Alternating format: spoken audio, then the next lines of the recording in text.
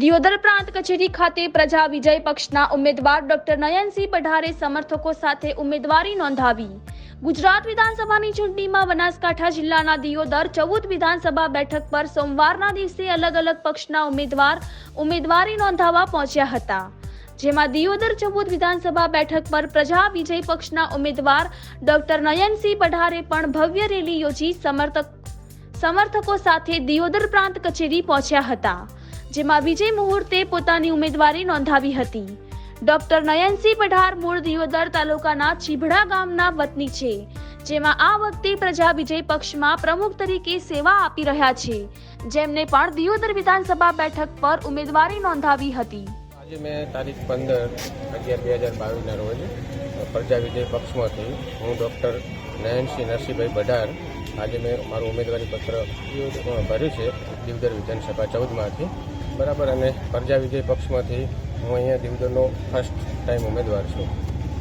શું છે તમારી મેનિફેસ્ટો કે કયા આધારે તમે ચૂંટણી લડવા માંગો છો અને પ્રજાના હિતના શું તમારા પાસે મેનિફેસ્ટો છે? દેખો, પહેલી વસ્તુ એ કે હું ઇતરકુંભમાંથી આવું છું બરાબર, ને ઇતરકુંભની આઈ થિંક દિયોદર વિધાનસભાની અંદર 65% જેવી ભાગીદારી છે બરાબર।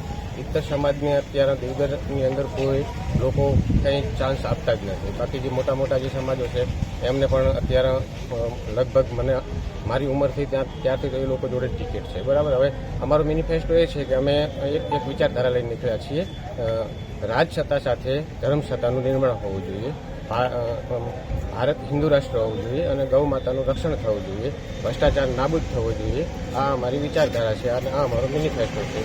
અને અમે જે છીએ અમે એક જમીનમાંથી નીકળેલા લોકો છીએ અને જે અત્યાર સુધીના જે MLA હતા એ ઉપરથી આવેલા લોકો હતા બરાબર। એટલે અમે પ્રજા માટે નીકળેલા છીએ, પ્રજાની વાત સાંભળીશું અને પ્રજાની વાતને અમે અમારા સરકાર અને અમારી વિધાનસભામાં રજૂ કરીશું અને એમના પ્રશ્નોનું નિરાકરણ કરીશું। આ અમારો ધ્યેય છે। તમે ચૂંટણી જીતશો તો દિયોદર માટે સર્વપ્રથમ કયું કામ કરશો? દેખો, હું ચૂંટણી જીતીશ તો દિયોદર માટે તો પહેલું હું ખેડૂત પુત્ર છું અને 17 વર્ષથી ખેડૂતો સાથે ડૉક્ટરની પ્રેક્ટિસની દ્રષ્ટિએ જોડાયેલો છું, એટલે મેં એમના ઘણા બધા પાયાના પ્રશ્નો છે, એમાં 2 પ્રશ્નો તો એવા જ છે કે ખેડૂતને ડીઝલ ટેક્સ ફ્રી મળવું જોઈએ બરાબર, અને જે મીટર ધારક ખેડૂતો છે એમના મીટર નાબૂદ થવા જોઈએ બરાબર। આ 2 વસ્તુ તો ખેડૂતો માટે ખાસ આપણે કરવી જોઈએ, કારણ કે અમે એમના સંગાત ચર્ચા કરીએ ત્યારે આનાથી એ લોકો બહુ દુઃખી છે અને એની કોઈ લિમિટ નથી બરાબર। હવે આમાં બીજી અમારી વસ્તુ છે કે ભ્રષ્ટાચાર નાબૂદ થવો જોઈએ બરાબર, દરેક નાનામાં નાના વ્યક્તિનો વિકાસ થવો જોઈએ દરેક ગામ। છેલ્લા 27 વર્ષથી એક જ પાર્ટીની સરકાર ચાલી આવી છે। સાધુ સંતોએ એમને ખબર બેસાડી હિન્દુત્વના નામ પર, ગૌ માતાના નામ પર એ લોકો સત્તામાં આવ્યા અને સત્તામાં આવ્યા પછી પેલો ઇન્દ્ર ખરાબ નથી પણ ઇન્દ્રાસન ખરાબ છે। એ આસન ઉપર બેઠા પછી જે કંઈક સાધુ સંતો કે ગાયો માટે જે કંઈ વચનો આપ્યા હતા એની અંદર એ પોતે એને પાળી શક્યા નથી।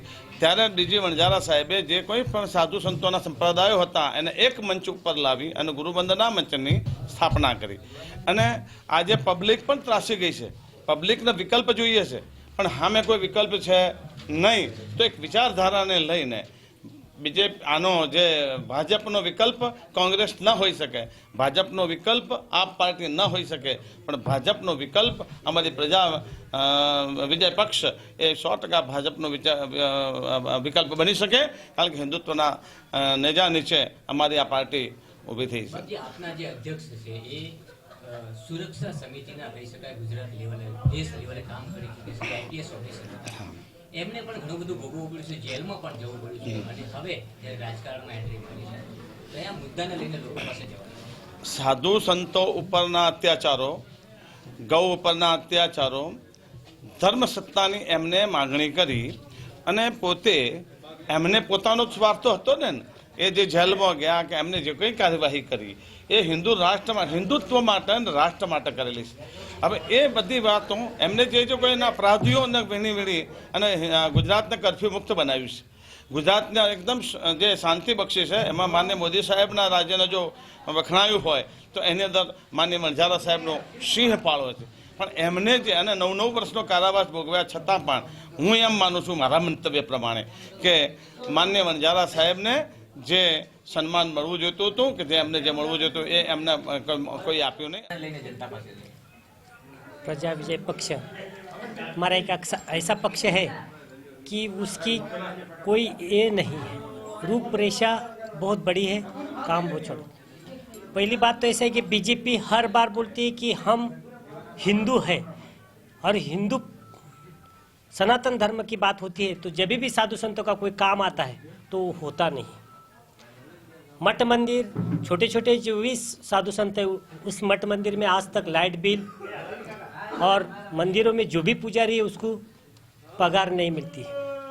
और दूसरी बात तो ऐसा है कि जितने भी आज मठ मस्जिद मदारा जहाँ पे भी मौलाना है और उनकी यहाँ पे लाइट बिल माफ है, उनको गवर्नमेंट पगार देती है। और जो भी हमारे मठ मंदिर में आज तक ट्रस्ट गवर्नमेंट ने किया है उसका वहीवट करते अभी तक किसी का हिसाब किसी के पास नहीं है, और जनहित के लिए कोई कार्य किया नहीं।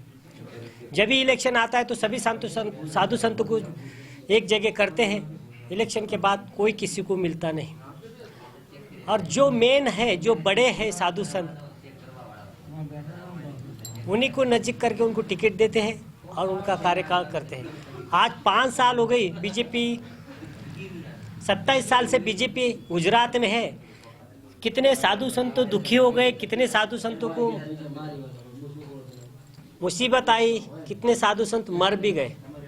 तो ये सरकार के पास हमने कितने बार एप्लीकेशन किया लेकिन कुछ हुआ नहीं। और गौशाला के लिए जो 500 करोड़ रुपए जो उन्होंने दिया था वो अभी तक मंजूर किया था, अभी तक कोई गौशाला में रकम आई नहीं। गौ माता रास्ते पे घूम रही है, रोड पे एक्सीडेंट हो रहा है। ये सभी के कार्य से हमारे जो विजय प्रजा पक्ष है ये अच्छा संचालन करेंगे और देश के हित के लिए चलेंगे, हिंदू राष्ट्र बनाएंगे। પ્રજા વિજય પક્ષ તરફથી હું દિવદર વિધાનસભા 14ની અંદર ફર્સ્ટ ટાઈમ મારી લાઈફની ફર્સ્ટ ટાઈમ ઉમેદવારી નોંધાઈ રહ્યો છું. અને આમ જોવા જઈએ તો ગુરુ વંદના મંચ અને રાષ્ટ્રીય વંદના મંચ એની અંદર અમે લોકો છેલ્લા 2.5 કે 4 વર્ષથી કામ કરીએ છીએ. અને ગુરુ વંદના મંચ અને રાષ્ટ્રીય વંદના મંચની વિચારધારા બરાબર હિન્દુત્વની વિચારધારા લઈને અમે લોકો આ બે મંચની અંદર કામ કરતા હતા બરાબર. અને આની અંદર જે પણ સનાતન ધર્મ માટે અને હિન્દુત્વ માટે જે પણ કરવા જેવી વસ્તુઓ હતી એ બધી અમે બધા સાધુ સંતોએ અને રાષ્ટ્રીય વંદના મંચવાળા બધાએ ભેગા થઈને વિચારેલી હતી બરાબર. અને આ બધી જે વસ્તુઓ સનાતન ધર્મ માટે કરવાની હતી, જે રીતે કે રાજસત્તા સાથે ધર્મસત્તાની સ્થાપના બરાબર, ગૌ હત્યા બંધ થાય એના માટેના બરાબર, ગાય માતાને રાષ્ટ્ર પ્રાણીનો દરજ્જો મળે એના માટે, અને આપણું ભારત હિન્દુ રાષ્ટ્ર બને એના માટેની અમારી રજૂઆતો વારંવાર ચાલુ હતી બરાબર. ગુજરાત લેવલે અને આપણા સેન્ટ્રલ લેવલે અમારા સંત મહાત્માઓએ હજારોની સંખ્યામાં ગુરુ વંદના મંચમાં જોડાઈ અને વારંવાર આ રજૂઆતો સેન્ટ્રલ લેવલે અને ગુજરાત ગવર્મેન્ટ લેવલે પણ કરેલી છે બરાબર. હવે આ બધી વસ્તુ જોતો અમારી જે વિચારધારા છે ગુરુવંદના મંચ અને રાષ્ટ્રીય વંદના મંચની બંનેની વિચારધારાઓ મળી અને છેવટે પાછળથી જે અમારું જે પણ અમે જે લોકોને કીધું હતું એ લોકોએ કશું એની અંદર સ્વીકારેલું નથી બરાબર. એટલે રાષ્ટ્રીય વંદના અને ગુરુવંચના મંચ મળી અને વણજારા સાહેબના નેતૃત્વ હેઠળ અમે પ્રજા વિજય પક્ષની એક જાહેરાત કરેલ છે બરાબર. અને પ્રજા વિજય પક્ષ દ્વારા અમારા ઓલ ઓવર ગુજરાતમાં 182 સીટો ઉપર અમારા ઉમેદવારો અમે મેક્ઝિમમ ઉમેદવારો ઉતારવાનો અત્યારે ટ્રાય ચાલુ છે અને લગભગ આઈ થિંક અમે 182 ઉમેદવારો સુધી પહોંચી જઈશું એવું અમને લાગી રહ્યું છે બરાબર. હવે અમારું પ્રજા વિજય પક્ષ એ આમ પક્ષ કરતાં અને બીજી પાર્ટીઓ કરતાં કેવી રીતે અલગ છે એની હું આપને થોડી ટૂંકમાં સમજણ આપું કે પ્રજા વિજય પક્ષની વિચારધારા એ છે કે હિન્દુત્વ તો ખરું જ એમનું, પણ ધર્મસત્તા સાથે રાજસત્તા સાથે ધર્મસત્તાનો પણ સંકલન હોવું જોઈએ બરાબર.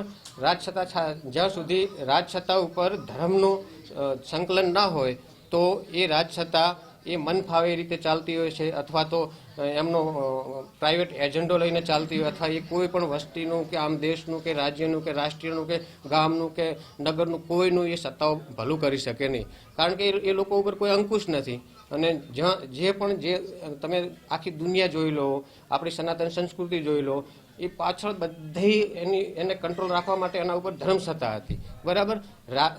રાજસત્તા કંઈક ખરાબ કરીએ કે બાકી ધર્મ એટલે સત્ય, અને ધર્મ કોઈનું ખરાબ કશું કરીએ કે નહીં, બરાબર. એટલે અત્યારે એવી સિચ્યુએશન આપણે આવીને પડી છે કે આપણે રાજસત્તા તો ચાલે છે પણ ધર્મસત્તાનો હજી ક્યાંય પતો નથી.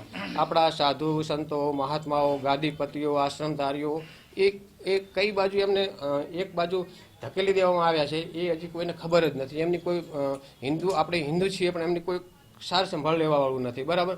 એમને એક હાવ સામાન્ય નાગરિક અને કશું એ રીતે જોવામાં આવે છે, બરાબર. હવે ધર્મસત્તા કેવી રીતે હોવી જોઈએ અને રાજસત્તા કેવી રીતે કામ કરવું જોઈએ, હું આપને એક્ઝામ્પલ આપું કે ઇન એશિયન્ટ ટાઈમ, આપણે જૂના ટાઈમની વાત કરીએ તો રામ રાજ્યની વાત કરીએ. રામ રાજ્ય આપ બધાએ રામાયણ જોઈએ છે. રામાયણની અંદર 2 ખુરશીઓ નાખેલી હતી. એક બાજુ રાજા રામની રાજસત્તા હતી અને બીજી બાજુ એમના ગુરુ વશિષ્ઠની ધર્મસત્તા હતી, બરાબર. રામ રાજસત્તા ચલાવતા ચલાવતા ક્યારેક કંઈ ભૂલ કરે તો એમની જે ધર્મસત્તા હતી એમને દંડિત કરતી અથવા એમને સૂચન કરતી કે આ તમે ખોટું કરી રહ્યા છો. એ વાત ચાલો જવા દો. હવે નજીકના ભવિષ્યની વાત કરીએ 1947 પહેલાની, કે આપણા જે દેશી રાજ રજવાડા હતા આખા ભારતની અંદર, તો દરેક રજવાડાની અંદર એમનો રાજગુરુ હતો, બરાબર. અને રાજગુરુ એ ધર્મસત્તા ઉપર બેઠો હતો અને રાજા રાજસત્તા ઉપર બેઠો હતો. રાજા કંઈ પણ પ્રજા વિશે કે રાજ્ય વિશે કંઈ ખોટું કરતો તો ધર્મસત્તા એને પદભ્રષ્ટ કરતી અથવા તો એને દંડિત કરતી, બરાબર. આ એક આપણી પરંપરાગત વ્યવસ્થા ચાલી આવતી હતી. 1947 પછી તમે જોઈએ તો બસ એ છેલ્લી નાઇટે રાજસત્તા તો કદાચ રહી પણ આપણી ધર્મસત્તાનો એટ એ ટાઈમ ધર્મસત્તા એક ટાઈપ વાસ્યમાં ધકેલાઈ ગઈ, બરાબર. હવે અમારો મેઇન ઉદ્દેશ એ છે પ્રજા વિજય પક્ષનો કે અમે દેખો એક તો ભ્રષ્ટાચાર નાબૂદ કરવા માંગીએ છીએ, બરાબર. બીજો ગૌ માતાના રક્ષણ માટે અમે અમારું બલિદાન આપવા માટે પણ તૈયાર છીએ.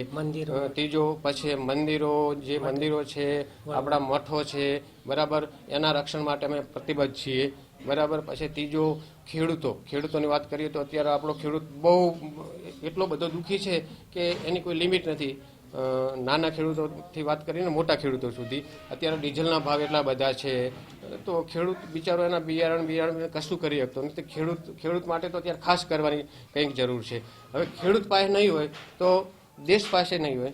ખેડૂત એ જ આપણી આર્થિક સ્થિતિ છે, બરાબર. ખેડૂતની આર્થિક સ્થિતિ સારી હશે તો આપણું આર્થિક તંત્ર દેશનું ઓટોમેટિક સબળ બનશે, બરાબર. હવે આપણે ખેડૂતને બચાવવાની જરૂર છે. ખેડૂત માટે ઘણા બધા એટલા બધા ગવર્મેન્ટની અંદર ઉપાયો છે કે દેખો એમને ટેક્સ મુક્ત ડીઝલ આપવામાં આવે, એમની જે મીટર પ્રથાઓ છે એ તદ્દન નાબૂદ કરવામાં આવે. અમે તો ફિલ્ડ લેવલથી વિઝિટોમાં ફરીએ એઝ એ વેટરનરી ડોક્ટર તરીકે, એટલે માટીના જે પ્રશ્નો છે અમે બધા જાણીએ છીએ. માટીના પ્રશ્નો એટલા બધા ખેડૂતોના ખતરનાક છે. ક્યારેક તો અમે વિઝિટમાં જઈને એમને પૂછીએ તો પણ અમને અંદરથી દર્દ થાય છે. મીટરવાળા તો કદાચ એમ કહે છે કે સાહેબ અમારે 12 મહિને હિસાબ માનો એટલે બસ મીટર બિલ આવે એટલું જ વધે છે, બાકી બારી મજૂરી કરવા જવી પડે છે. હવે કન્ડિશન આખી સિચ્યુએશન એટલી બધી ખેડૂતોની બધી એટલી બધી ખરાબ છે. હવે અમારો રાષ્ટ્રીય જે અમારો પ્રજા વિજય પક્ષ છે એ અમે આ બધી સિચ્યુએશન અને આ પાયાના ઘણા બધા પ્રશ્નો અમારા લિસ્ટમાં અમે ઘણા બધા અહીંયા જાહેર કરવા જઈએ તો આખો દિવસ આપણે નીકળી જાય તો પૂરા થાય એમ નથી, એટલા બધા પાયાના પ્રશ્ન છે, બરાબર. હવે પાયાના પ્રશ્ન જ્યાં સુધી નાબૂદ ના થાય તો ત્યાં સુધી આપણે કોઈ દિવસ નવો પાયો ના નાખી શકીએ, બરાબર.